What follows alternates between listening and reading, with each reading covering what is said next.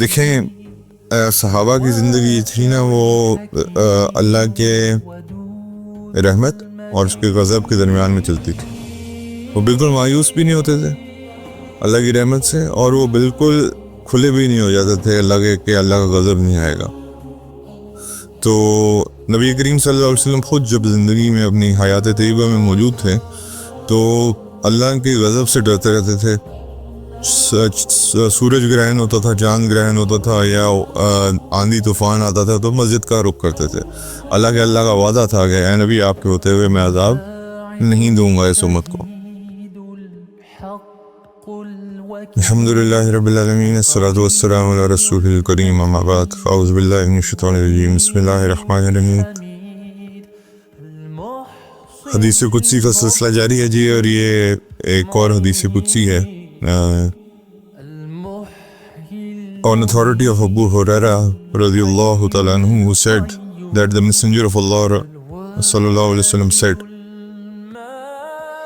ابھی ایک واقعہ ہے اور اللہ کا معاملہ کیا ہوگا اس بندے کے ساتھ اس بارے میں اللہ کے نبی بیان فرماتے ہیں. بیسیکلی حدیث قدسی کا میں نے آپ کو بتایا تھا, یہ ساری وہ احادیث ہیں جو اللہ کی طرف سے بیان کی گئی ہیں, لیکن یہ قرآن کا حصہ نہیں ہے.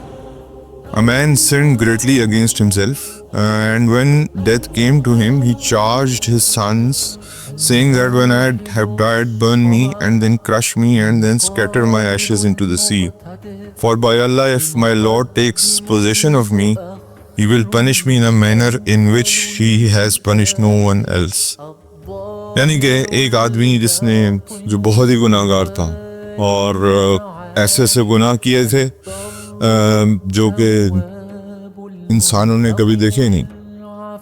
جب وہ مرنے کے قریب آیا تو اس نے اپنے بچوں کو وصیت کی کہ جب میں مر جاؤں تو میرے جسم کو جلا دینا, اس کے بعد جو اس کی راکھ بنے اس کو کرش کر دینا, اور اس کرش کر کے اس کو سمندر میں بہا دینا, تاکہ میری جو پارٹیکلز اتنے ہو جائیں کہ اس کو ادارہ اللہ تعالیٰ جو ہے وہ کہہ نہ کر سکے معذلہ, دوبارہ اٹھا نہ سکے. حالانکہ اللہ کے لیے کیا مشکل ہے دوبارہ زندہ کرنا.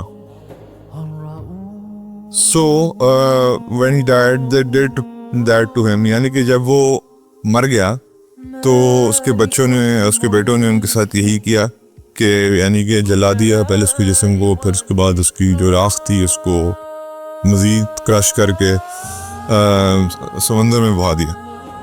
Then he said to the earth, produce, اللہ رب العزت نے پھر فرمایا زمین کو حکم دیا کہ then he said to the earth, produced what you have taken, and there he was, and he said to him, what induced you to do what you did.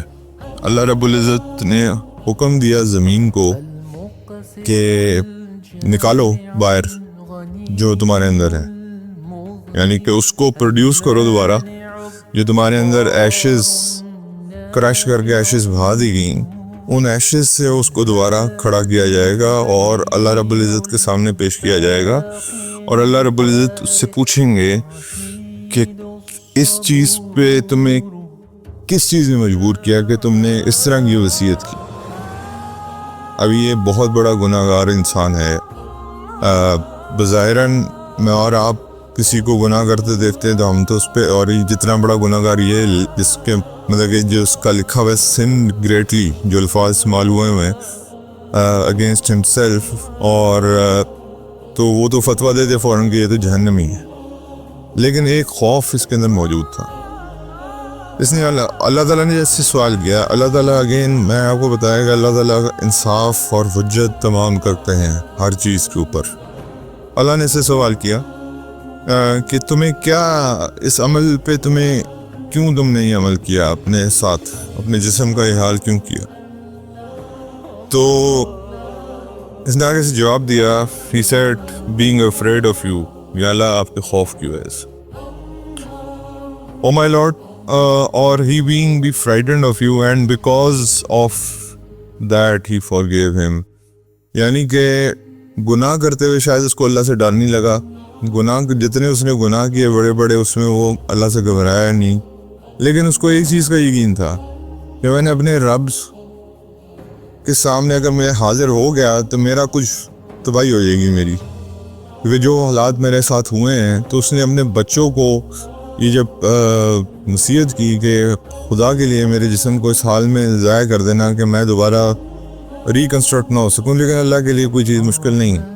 اللہ تعالیٰ نے جب اسے سوال کیا تو اللہ تعالیٰ نے اسے پوچھا کہ تم نے ایسا کیوں کیا؟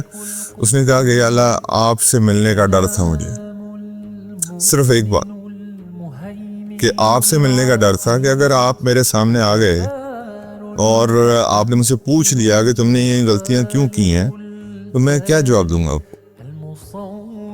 اللہ رب العزت نے اس کے اس عمل پہ اس کو بخش دیا، یعنی کہ پوری زندگی گناہ گاری میں گزاری، پوری زندگی جو ہے وہ اللہ کی نافرمانی میں گزاری، لیکن اللہ سے ملاقات کے وقت جو ایک خوف تھا اس کو کہ ایک ملاقات نہ ہو جائے میری کہیں اللہ سے،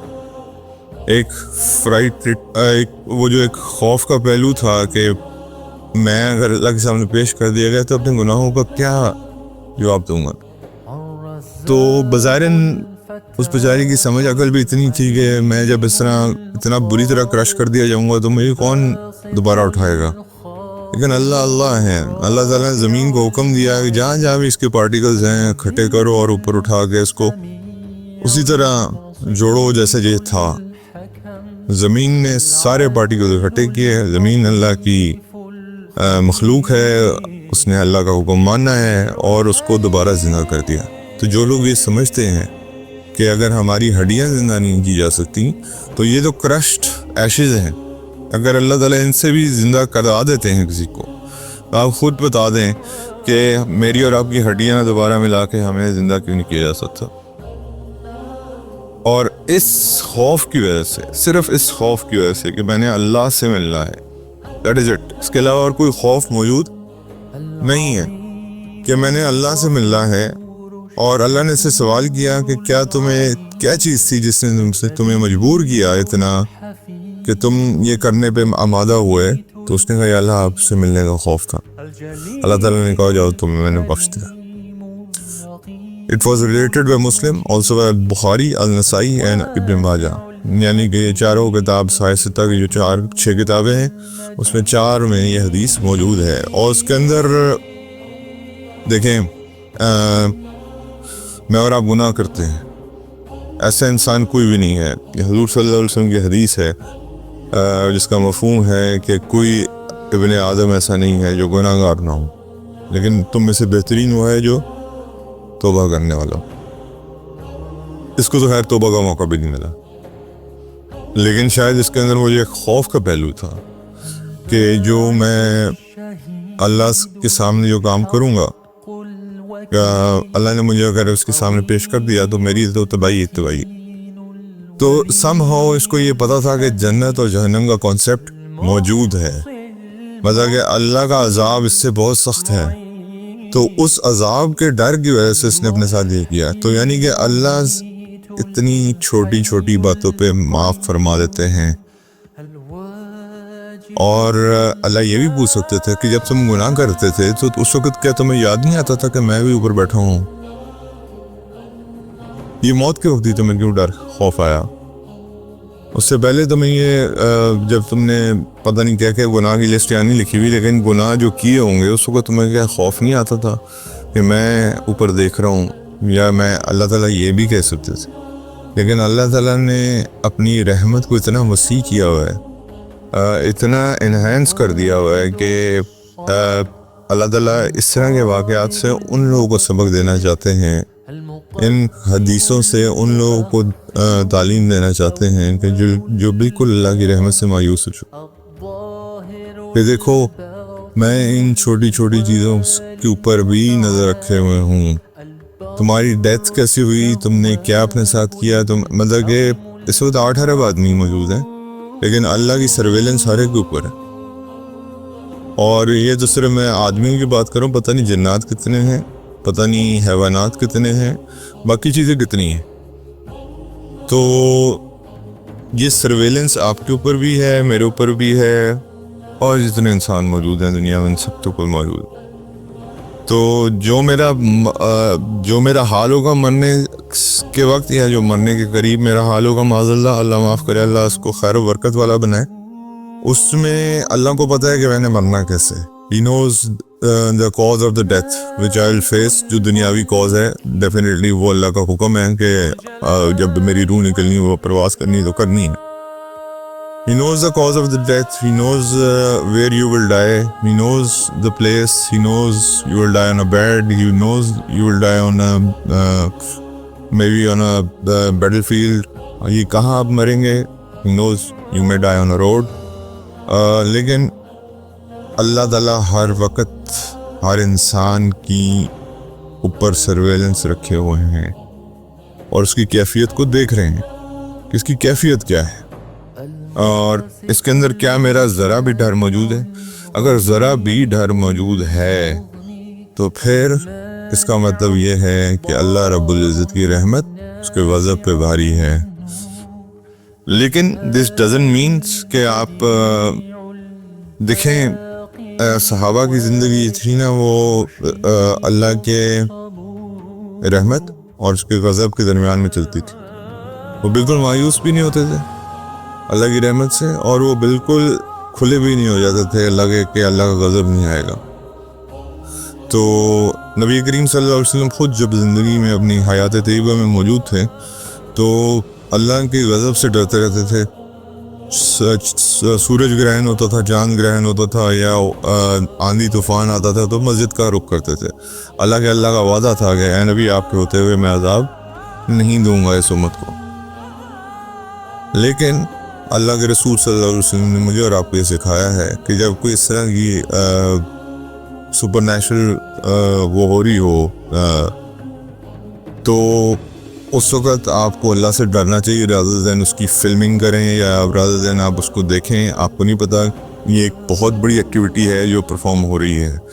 سورج کا نکلنا اس کا ایگزیکٹ ٹائم روزانہ بدلتا ہے، آپ کو بھی پتا اور مجھے بھی پتا ہے.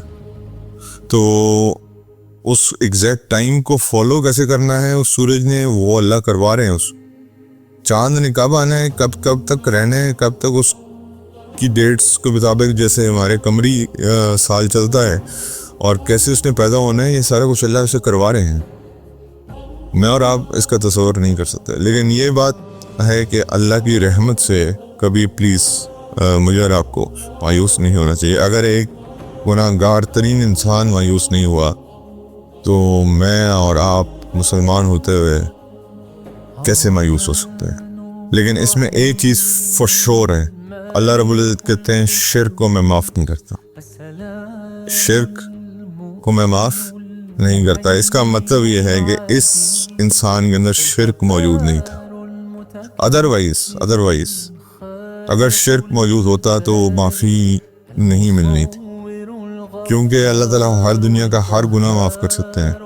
شرک قابل معافی نہیں ہے. اللہ سے دعا ہے اللہ تعالیٰ کہ ہمیں عمل کی توفیق عطا فرمائے.